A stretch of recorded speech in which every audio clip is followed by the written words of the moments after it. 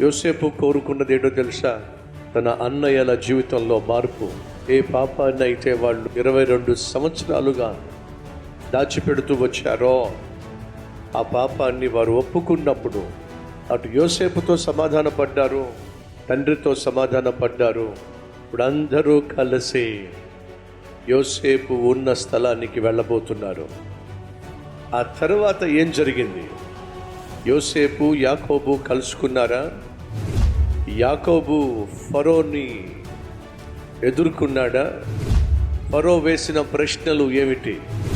యాకోబు ఇచ్చిన సమాధానం ఏమిటి? వీళ్ళందరూ కలిసి ఐగుప్తు దేశంలో ఎంతటి ఉన్నతమైన స్థలంలో జీవించారు.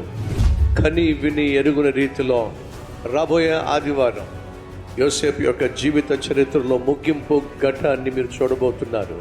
వచ్చే ఆదివారం జూన్ నెలలో మొట్టమొదటి ఆదివారం కాబట్టి ప్రభు బల్ల ఆరాధన ఉంటుంది.